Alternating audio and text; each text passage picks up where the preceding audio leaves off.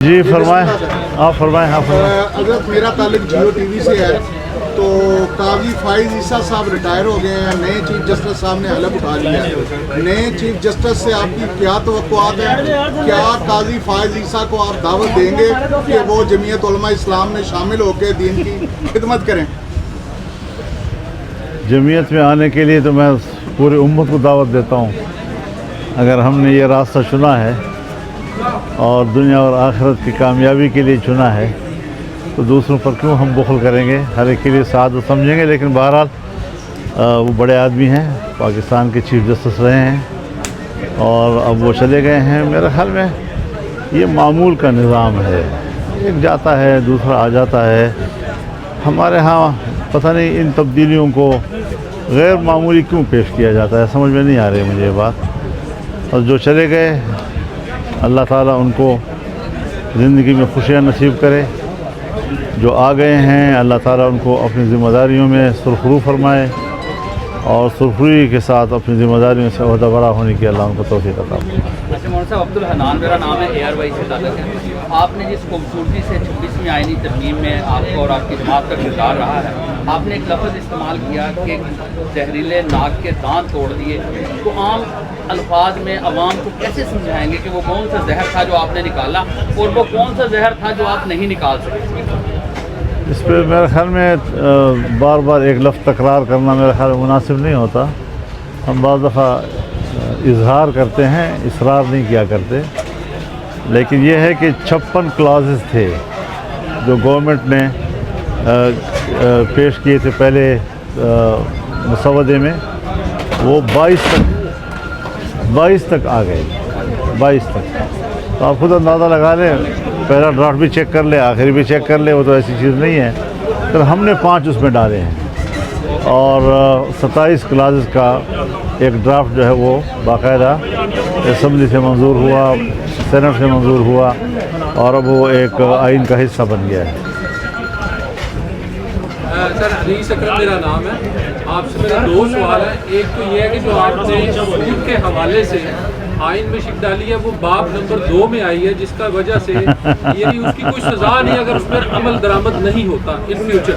دوسرا یہ تھا کہ سر اسلامی جتنی بھی تاریخ ہے اس میں جتنے بھی علماء کرام ہیں ان کا کردار رہا ہے قاضی القضاء کا، یعنی علماء کے پاس چیف جسٹس کا عہدہ رہا ہے ہمیشہ سے تاریخی اعتبار۔ تو چونکہ یہ اسلامی مملکت ہے تو اس حوالے سے کیا آپ نے کوئی اس حوالے سے کچھ سوچنا شروع کیا ہے یا کوئی لاہ عمل اختیار کیا ہے کہ یہ جو قاضی القضاء کا یعنی چیف جسٹس کا جو عہدہ ہے وہ علماء کرام کے پاس ہے؟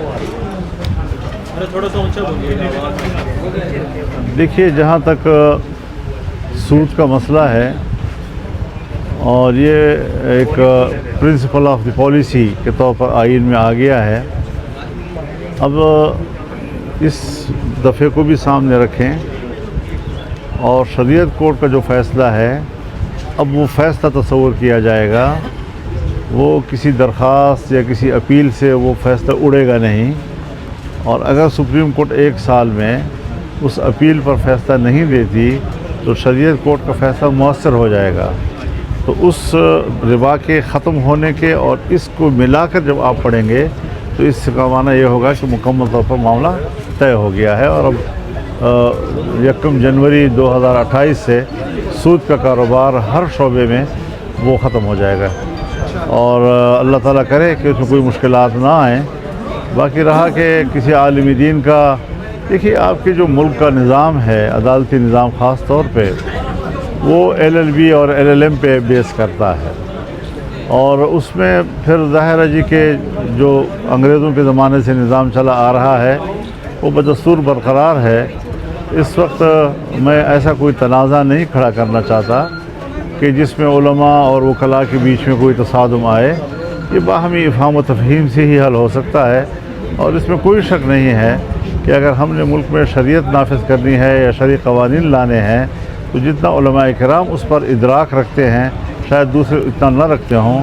گنجائش تو موجود ہے لیکن رکاوٹیں بھی ہیں، تو رکاوٹوں کو بھی تو ایک شائستگی سے ہمیں دور کرنا چاہیے، نہیں کہ تصادم کی صورت میں۔ سر کی بات کہہ رہے تھے، کل آپ نے تحریر کی ہے تو اس میں آپ نے کہا کہ ایک اور آئینی ترمیم لانے کی کوشش کی جا رہی ہے اور کہیں نہ کہیں حکومت میں آپ مستقبل کے سیاسی منظرنامے میں کیا دیکھ رہے ہیں کہ جو موجودہ حکومت ہے کیا یہ جتنی آئینی ترامیم ہے کہیں اس طرح تو نہیں کہ وہ اپنے مستقبل کے 10 سال کو کلیئر کرنے کی کوشش میں ہے؟ تو آپ مستقبل کا سیاسی منظرنامہ کس طرح دیکھ رہے ہیں؟ اور دوسرا جو کل آپ نے 27ویں ترمیم کی بھی بات کی وہ کس تناظر میں گئی ہے کہ وہ کس قسم کی ترمیم ہے؟ میرے خیال میں ابھی ایسی کوئی سوچ حکومت کی طرف سے نہیں آئی، البتہ اب جیسے صحافی حضرات جو ہیں وہ اس قسم کے سوالات اٹھا لیتے ہیں، تبصروں میں لے آتے ہیں، تو ایک دور کے احتمال کے طور پر میں نے بات کی ہے، بظاہر ابھی ایسی کوئی چیزیں وہاں نظر نہیں آ رہی۔ آپ کہتے ہیں دھاندلی زدہ اسمبلی ہے یہ، اسی دھاندلی زدہ اسمبلی سے ہم نے 26ویں آئینی ترمیم منظور کروا لی، مزید مستقبل میں آپ اس اسمبلی کا کیا مستقبل دیکھ رہے ہیں؟ حضرت ہم نے ماشاء اللہ میں آئین میں تبدیلیاں کی ہیں، تو یہ بھلا ڈیجیور نہ ہو لیکن ڈیفیکٹو تو ہے ابھی، جس کے پاس اختیارات ہیں تو مؤثر تو ہو جاتے ہیں۔ تو آج ایسے حالات پیدا ہو گئے کہ جس میں اگرچہ ایک بل آیا لیکن اس بل کے اندر جتنی چیزوں پہ ہمیں اعتراض تھا وہ ایک ایک کر کے باہر نکال دی گئیں، اور پھر جس پہ اتفاق رائے ہوا اس اتفاق رائے کو اسمبلی میں لا کر اور سینٹ میں لا کر پاس کیا گیا۔ بانی پی ٹی آئی کی خواہش ہوئی کہ اڈیالہ جیل میں مولانا سے ملنا چاہتا ہوں، کیا آپ جائیں گے اگر ان کی ابھی میرے پاس کوئی خواہش نہیں مولانا صاحب اس میں ایک سوال ہے، ملک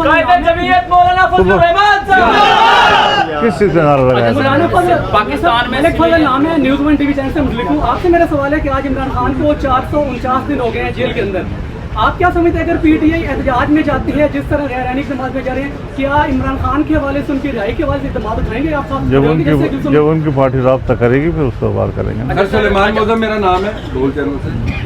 سر جس طرح آپ نے مولانا صاحب ابھی آپ کی آواز اتنی مؤثر سمجھی جا رہی ہے اور عوام کی نظریں اس وقت آپ کے اوپر ہیں کہ کوئی لیڈر ایسا ہے جو عوام کو ریلیف دلوا سکتا ہے، مہنگائی، آئی پی پیز، بجلی، اشیاء خرد و نوش میں پسا ہوا جو یہ طبقہ ہے وہ اس وقت آپ کی طرف دیکھ رہا ہے، اس کے لیے آپ حکومت کو کیا کہنا چاہیں گے اور کیا ایسی تجویز لائیں گے کہ عوام کو اس وقت جو پس رہی ہے اس کو ریلیف مل سکے؟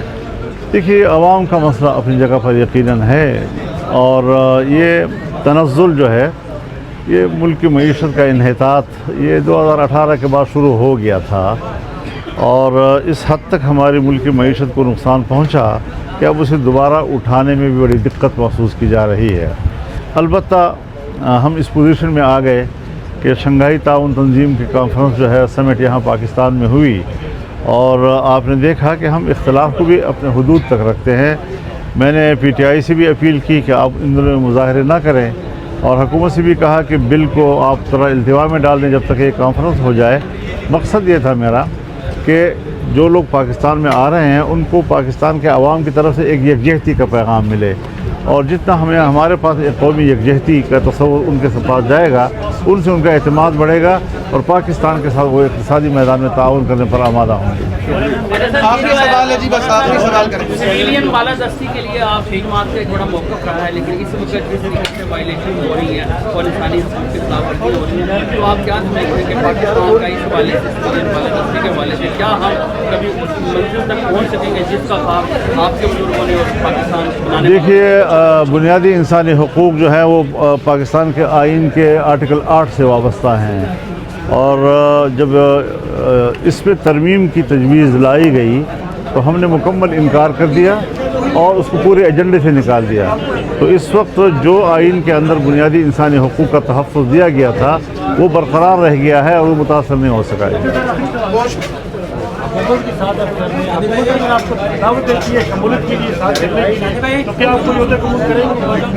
ہم نے جو کچھ کیا ہے ایک فریق کے طور پر کیا ہے، وہ حکومت تھی، ہم اپوزیشن تھے، اور میں اپوزیشن کی دوسری پارٹیوں کو اعتماد میں ساتھ ساتھ لیتا رہا، ان کی تائید حاصل ہوتی رہی، لہٰذا اب بھی ہم اپوزیشن میں ہیں۔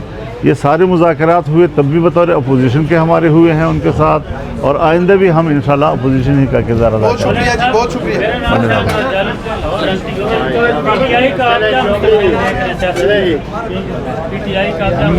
مجھے اپنے مستقبل کا پتہ نہیں ہے، آپ پی ٹی آئی کی بات کریں۔ اللہ